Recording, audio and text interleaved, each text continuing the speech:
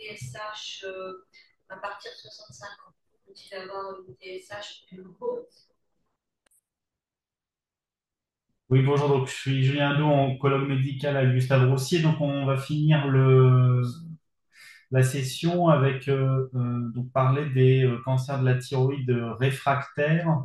Comment on les traite? Est-ce qu'il faut traiter tout le temps? Et quand est-ce qu'on commence les traitements? Est-ce qu'on peut surveiller? Enfin, un peu toutes ces questions.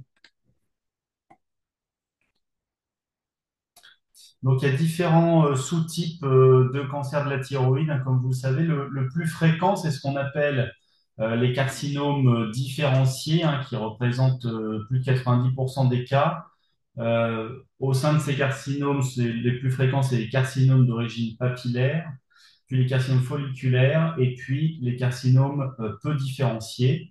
Et vous avez des formes beaucoup plus rares qui sont le carcinome médulaire de la thyroïde, qui proviennent des carcinomes médulaires des cellules T, c'est des cellules qui sont entre les follicules thyroïdiens, alors que ces carcinomes-là d'origine folliculaire sont les plus fréquents, ils proviennent des cellules qui habituellement sécrètent les hormones thyroïdiennes, donc les cellules folliculaires.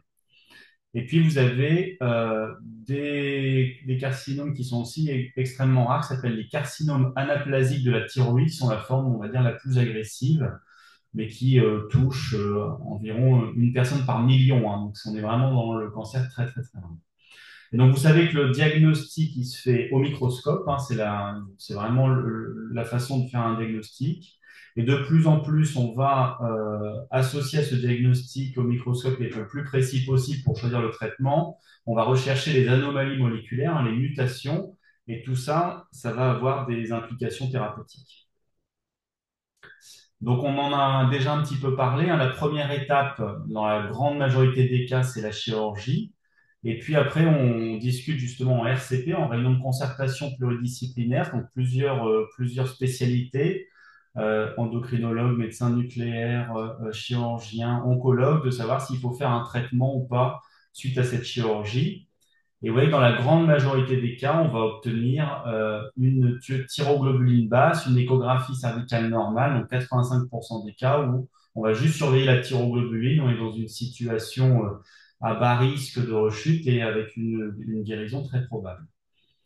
Ensuite, on peut être dans une situation où la thyroglobuline va rester détectable, pardon, et on va faire une surveillance, on a le plus souvent un dosage biologique, une échographie, et puis soit on va avoir une évolution vers l'apparition de métastases qui peuvent être soit ganglionnaires au niveau du cou, soit éventuellement par exemple au niveau du poumon, au niveau des os, on va dire que c'est un peu les trois sites principaux, soit aussi on peut avoir une thyroglobuline qui reste détectable, et puis finalement il ne se passe rien, et là encore, on est dans une guérison possible.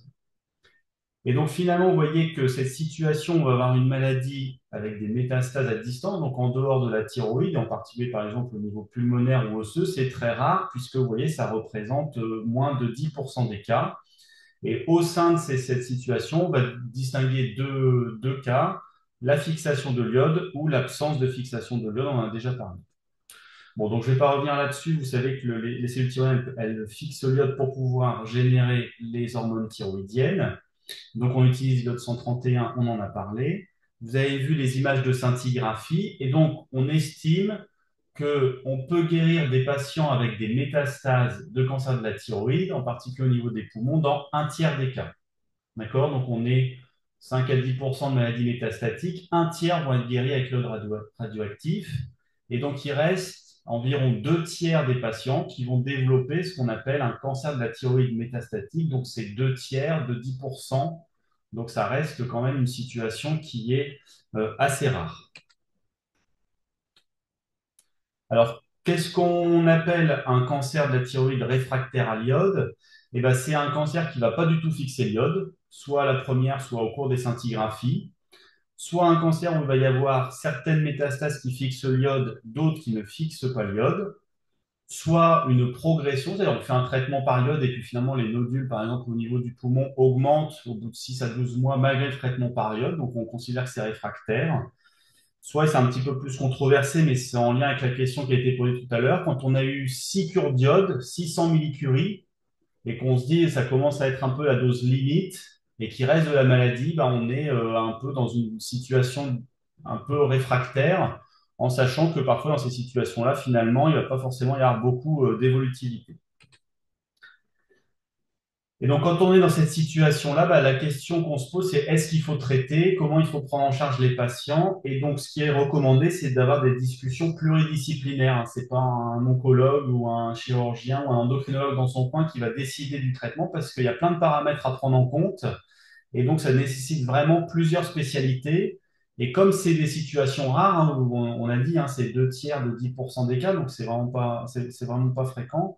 Ben, c'est organisé en France dans un réseau qui s'appelle Endocan-tu-F, qui en fait identifié des centres dans toutes les régions pour se spécialiser sur la prise en charge des patients qui ont des cancers de la thyroïde réfractaire et pour essayer d'apporter aux patients où qu'ils se trouvent en France la meilleure prise en charge possible. Et donc, par exemple, c'est ce qu'on fait, nous, là, pendant ces réunions, c'est qu'on discute un peu de la meilleure prise en charge, on met au point des référentiels, on discute pour toujours améliorer la qualité des soins. Et donc, vous voyez, au cours de ces RCP, on discute enfin, on met tous les éléments sur la table. Est-ce qu'il y a des symptômes? Parce qu'en fait, on peut avoir des métastases et avoir aucun symptôme et vivre une vie parfaitement normale. Est-ce que le patient est âgé? Est-ce qu'il a déjà eu, par exemple, je ne sais pas, un infarctus? Est-ce qu'il a du diabète? Ou alors il n'a aucune autre maladie? Est-ce que c'est un terrain particulier? Ça peut être un des enfants, ça arrive, des patients âgés. Est-ce qu'on a vu une mutation qui pourrait nous influencer sur le choix du traitement? Est-ce que ça fixe l'iode? Est-ce que ça fixe un autre marqueur qui s'appelle le FDG, le PET scan? Est-ce qu'on a l'impression que c'est évolutif rapidement, pas rapidement? Est-ce que c'est des grosses métastases? Où est-ce qu'elles se trouvent? Est-ce que c'est au niveau des poumons, des os, du cerveau? Vous voyez, tout ça, ça va rentrer en ligne de compte pour décider ça va de je ne fais rien, enfin pas je ne fais rien, mais je surveille sans traitement à bah oui, il faut traiter rapidement en urgence. Et puis aussi, est-ce qu'il y a des essais thérapeutiques? Voilà, donc je dirais que la première possibilité, en fait, c'est de faire une surveillance active avec uniquement le traitement par lévothyrox. Donc ça, c'est tout à fait possible. On peut avoir un cancer de la thyroïde métastatique et ne pas avoir de traitement autre que le lévothyrox. Et ça, c'est possible même pendant des années. Donc ça, c'est vraiment important à avoir en tête. On peut avoir des petits ganglions dans le cou et votre endocrinologue ou votre oncologue peut vous dire, bah ça, c'est vraiment petit, on ne va pas l'opérer, ça ne bouge pas, et ben on va le surveiller. C'est la même chose sur des nodules pulmonaires. Alors pourquoi parfois on propose ça? On dit eh ben, on peut surveiller, on va rien faire, parce que c'est vrai que c'est quand même un peu contre-intuitif. J'ai des métastases au niveau des poumons, il me dit qu'il faut rien faire, j'ai du mal un peu à y croire. Oui, ça c'est une étude qui a été faite à New York, donc c'est un centre de lutte contre le cancer, hein. Ils ont étudié 88 patients qui avaient un cancer thyroïdien avec des métastases pulmonaires. Et en fait, ce qu'ils ont montré, c'est que plus de la moitié des patients avait un temps d'évolution des métastases pulmonaires supérieur à 1 an. C'est-à-dire que sans rien faire, au bout d'1 an, il y avait que la moitié des patients, enfin, il y avait plus de la moitié des patients, pardon, qui n'avaient pas du tout eu d'augmentation de la taille de leurs nodules. Donc, ça veut dire que si on les avait traités d'emblée euh, parce qu'ils avaient des métastases des poumons, ben, potentiellement, on traite pour rien parce que la maladie d'elle-même, elle n'est pas très évolutive. Et à fortiori, il y a 30% des patients qui vont même pas avoir d'évolution au bout de 2 ans. Et donc, nous, ce qu'on se dit, c'est que 2 ans sans traitement, sans effets secondaires, parce qu'on va voir après, il y a quand même des effets secondaires au traitement qu'on a à disposition, c'est une bonne façon de prendre en charge les patients. Quand on ne prend pas de traitement, on n'a pas d'effets secondaires. C'est la même chose, par exemple, pour le carcinome médulaire de la thyroïde. Donc là, qui est encore plus rare, on a dit 5% des cas. Et vous savez, peut-être que c'est un cancer qui sécrète un marqueur qui s'appelle la calcitonine. Et on dose beaucoup la calcitonine. On se base sur les dosages de calcitonine pour juger de l'évolutivité. Et en particulier, on regarde combien de temps met la calcitonine pour doubler, parce que ça peut être un signe d'augmentation de la maladie. Et oui, c'est une étude qui a été faite en France, 65 patients. Dans 2 tiers des cas, la calcitonine, elle met plus de 2 ans pour doubler. Donc, ça veut dire qu'il faut attendre 2 ans pour voir peut-être une évolution du cancer qui est pourtant au stade métastatique. Donc, on a vraiment des maladies qui, certes, sont présentes, mais qui évoluent très lentement et qui donc justifient cette première approche de surveillance sans traitement. Donc, ça, c'est vraiment important. Il ne faut pas forcément s'inquiéter si on n'a pas de traitement. C'est peut-être que la situation s'y prête tout à fait.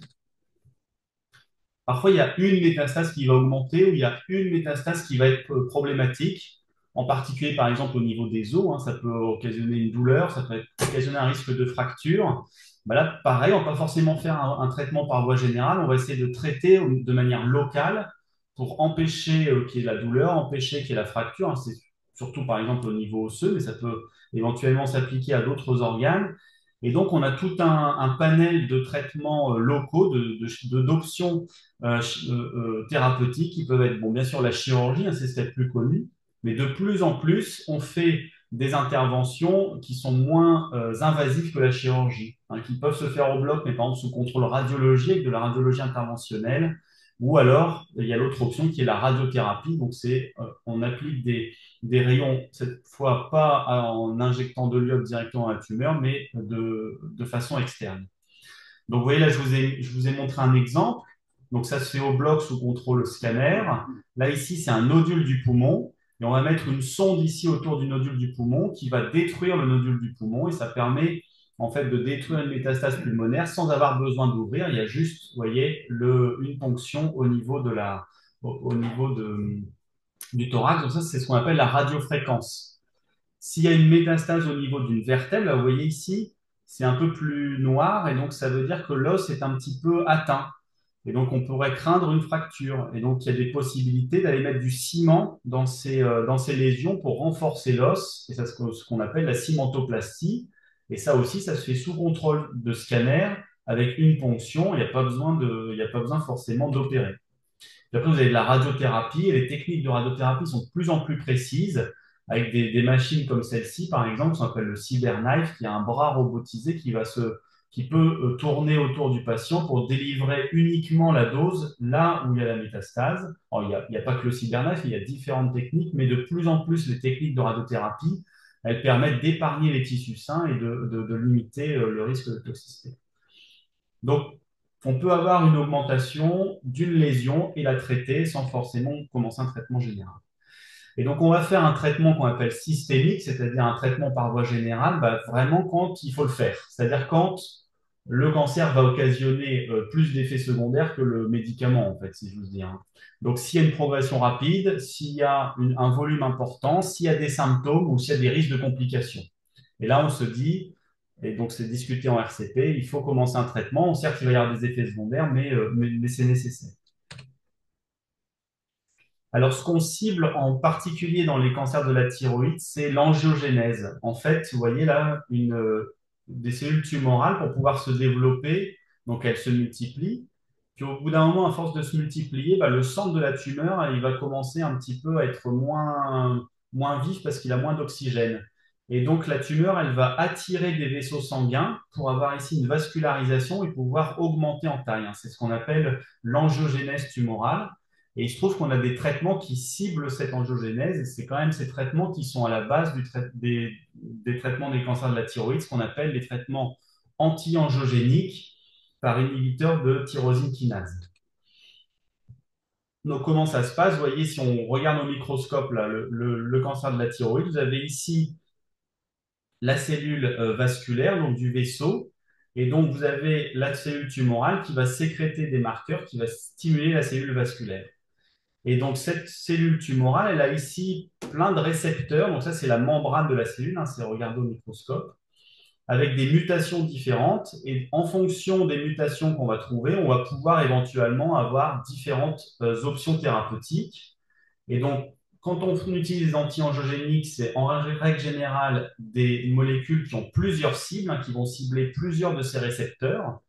Et sur certains cancers de la thyroïde, où il va y avoir une mutation très précise, par exemple ici la mutation RET, on va avoir des inhibiteurs sélectifs qui sont développés récemment et qui vont, eux, ne cibler que cette anomalie ici RET et qui ne vont pas cibler les autres récepteurs parce que c'est ce récepteur-là qui pose problème.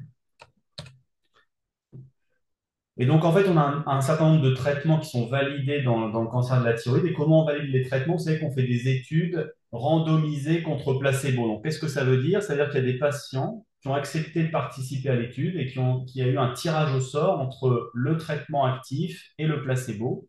Et ça a permis de montrer que le traitement est plus efficace que le placebo. Et c'est comme ça qu'on montre que c'est efficace. Alors, c'est vrai que ça paraît un petit peu dur, hein, parce qu'on se dit, des patients qui participent se disent, je peux avoir le placebo. En règle générale, de plus en plus dans ce type d'essai clinique, il y a plus de patients qui ont le traitement que le placebo pour quand même un peu rattraper cette différence. Et puis, si on est traité entre guillemets dans le groupe placebo, de toute façon, on est surveillé de près. Et si on voit qu'il y a une progression de la maladie, à ce moment-là, on peut accéder au traitement expérimental en règle générale. En fait, il faut savoir il n'y a que ces études-là qui permettent de convaincre les autorités de rembourser le médicament pour tous les patients. C'est-à-dire que si vous n'avez pas des données d'études comme ça randomisées contre placebo, ben, ce ne sera pas disponible en pharmacie et il n'y aura pas de remboursement. Donc, c'est vraiment la seule façon, je dirais, scientifique de prouver l'efficacité. Donc, pour les cancers différenciés, les molécules qui sont disponibles pour la première ligne, c'est le lenvatinib et le sorafenib, le Lenvima et le Nexavar. Et puis en deuxième ligne, c'est le cabozantinib.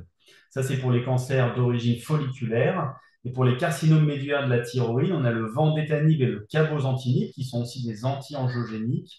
Puis là, récemment, le selpercatinib, qui fait partie de cette nouvelle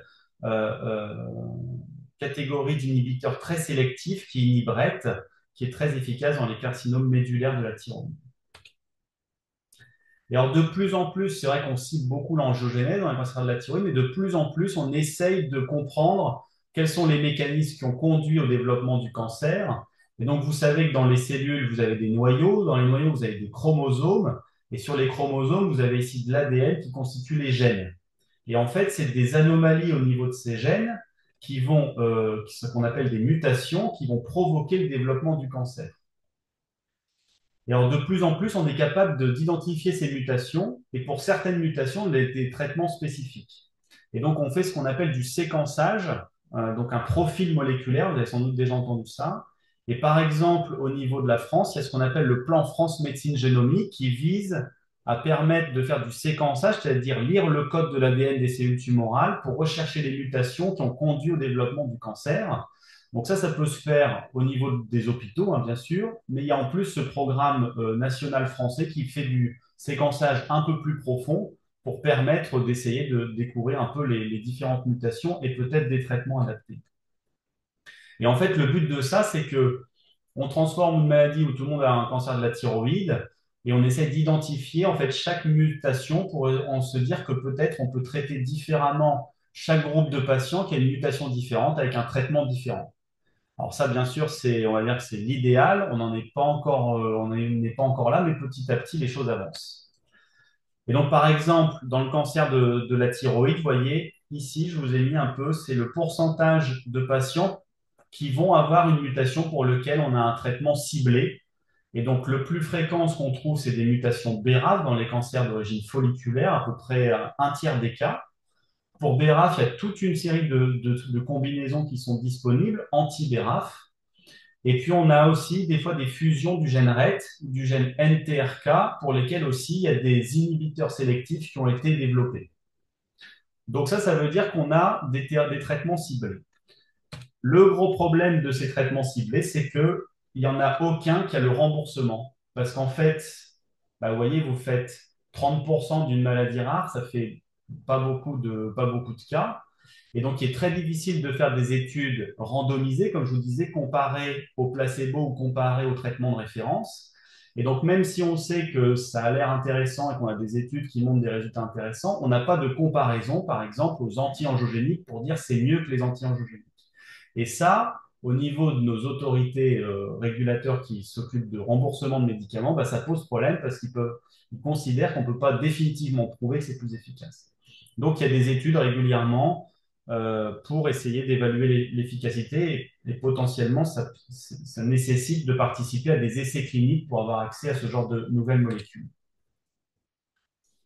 Il y a un autre concept aussi. Là, on a dit qu'on pouvait avoir des patients qui sont réfractaires à l'iode. Et ce qu'on a vu, c'est que quand on agit sur le BRAF, donc cette mutation BRAF, et qu'on l'inhibe, ben, vous voyez, des patients qui ne fixent pas l'iode vont se remettre à fixer l'iode après un court traitement par un traitement anti-BRAF. Et ça va permettre cette fixation de l'iode et éventuellement une réponse à nouveau de l'iode alors qu'on est réfractaire à l'iode initialement, vous voyez, sans fixation. Donc ça, c'est issu de la recherche en biologie. C'est un essai thérapeutique qui a été fait en France dans le réseau TUTIREF, hein, donc, qui a été publié récemment. Le problème de ça, c'est vrai que c'est très intéressant, on en entend parler, c'est la redifférenciation, mais encore une fois, il n'y a pas d'autorisation de mise sur le marché, en fait, pour cette stratégie, parce que l'expérience, bah, elle est encore limitée. Vous voyez, c'était une étude où il y avait une vingtaine ou une trentaine de patients. Donc, il faut toujours avoir en tête que on a des options thérapeutiques qui sont intéressantes, mais qui parfois sont encore d'expérience limitée, pour lesquelles il n'y a pas forcément de remboursement et qui nécessitent parfois des discussions soit en RCP ou qui peuvent ne pas être accessibles. Pour les carcinomes médulaires de la thyroïde, à peu près dans 80% des cas, vous avez une mutation RET. Et donc ça, c'est une nouveauté récente, c'est que le selpercatinib, qui est un inhibiteur sélectif de RET, bah là, pour le coup, il y a eu une étude de comparaison avec le traitement de référence qui était le vandétanib ou le cabozantinib, donc les anti-angiogéniques. Ça a montré que c'était mieux que les anti-angiogéniques et donc, du coup, le selpercatinib, il est remboursé et il est disponible à la pharmacie. Et ça, c'est arrivé là en décembre. Donc, on voit qu'il faut avoir des études de comparaison pour pouvoir avoir le remboursement. Et vous voyez, pour faire une étude avec le selpercatinib, ils ont dû avoir une trentaine de pays qui ont participé. Enfin, c'est des études qu'on ne peut pas faire juste à l'échelle française. Voilà, donc quand est-ce qu'on débute un traitement? Bah, quand on a une maladie en progression, on dit au moins sur un an, parce que on va dire que c'est le temps minimum qu'on considère significatif, et puis une masse tumorale significative, c'est-à-dire que si on a des tout petits nodules des poumons qui ne causent aucun symptôme, même s'ils augmentent un petit peu, bah, on peut les laisser un petit peu augmenter. C'est encore du temps sans traitement et sans effet secondaire. Parce que le problème, c'est que toutes ces molécules qu'on utilise, elles ont quand même des effets secondaires. C'est des comprimés. Alors, c'est pas de la chimiothérapie par voie intraveineuse, donc ça, c'est quand même pas mal, contrairement à d'autres cancers. Mais en fait, ça donne des effets secondaires finalement qui sont des fois proches, hein. Donc, vous avez de la fatigue, vous pouvez avoir de la diarrhée, des amaigrissements, des pertes de poids, et puis des problèmes cardiovasculaires, parce que comme ça agit sur les vaisseaux de la tumeur, ça agit aussi sur les vaisseaux des patients. Donc, de l'hypertension artérielle, il faut surveiller la fonction du rein. Donc tout ça, ça nécessite un bilan avant traitement, une surveillance étroite et puis avoir des collègues cardiologues, dermatologues, nutritionnistes un peu pour essayer de faire le maximum de prise en charge des effets secondaires pour que ça se passe le mieux possible. Et puis régulièrement, on est amené à adapter les doses, hein. Donc on évalue toujours deux choses, l'efficacité, donc on refait des scanners, donc c'est important d'avoir un scanner au départ et des scanners de suivi. Comme ça permet de comparer, de voir si on a une diminution, une stabilité ou une augmentation. Et puis, on évalue la tolérance, c'est-à-dire comment le patient supporte ce traitement, parce qu'on sait que ce n'est pas facile à supporter. On le poursuit tant qu'il est efficace et bien supporté, donc c'est-à-dire que c'est un traitement au long cours. Et donc, comme c'est un traitement au long cours avec des effets secondaires au long cours, c'est aussi pour ça qu'avant de commencer, bah, parfois on attend et qu'on fait beaucoup de surveillance, parce qu'on sait qu'une fois qu'on commence, bah, c'est un traitement au long cours. Si un effet indésirable, soit on suspend, soit on diminue, des fois on fait les deux. C'est très souvent qu'on est obligé de diminuer les doses, hein. Donc, si vous avez ce type de traitement et que vous n'avez pas la dose maximale, je dirais que c'est presque normal, hein. C'est-à-dire que finalement, c'est une minorité de patients qui supportent la dose maximale. On sait que c'est pas facile à supporter. Et puis, en particulier chez les patients âgés, souvent on commence plutôt même le traitement d'emblée à une dose inférieure parce qu'on sait que sinon ça peut être assez toxique avec l'âge. Voilà, donc les messages de la présentation, c'est de dire que les cancers thyroïdiens réfractaires à l'iode, ça représente une minorité des cancers de la thyroïde. C'est pas parce qu'il y a des métastases, c'est vrai que c'est un mot qui fait peur, mais ça ne veut pas forcément dire que la maladie est agressive. On peut avoir des métastases pendant des années sans aucun traitement et sans forcément d'évolution. La décision de traitement, elle repose sur l'analyse de l'état général de la maladie, de son évolution et puis surtout une discussion pluridisciplinaire et dans le cadre du réseau TUTIREF parce que vous avez les spécialistes vraiment de ce type de cancer. Il y a trois grandes possibilités de prise en charge, la surveillance, les traitements locaux, les traitements systémiques. Les inhibiteurs de tyrosine kinase, c'est la base du traitement, mais ils ont des effets secondaires qui nécessitent une surveillance stricte. Et donc, on attend de les instaurer quand vraiment la balance bénéfice-risque elle est en faveur. Et puis, de plus en plus, la connaissance des altérations moléculaires, des mutations, elle permet d'essayer de personnaliser le traitement, de faire de la médecine personnalisée, soit dans le cadre d'essais thérapeutiques, soit avec des nouvelles molécules qui sont des inhibiteurs sélectifs qui sont en règle générale très efficaces. Voilà, donc je vous remercie pour votre attention. Il y a un site web du réseau TUTIREF où justement vous pouvez avoir accès à la carte des différents centres pour la prise en charge et je peux répondre à vos questions.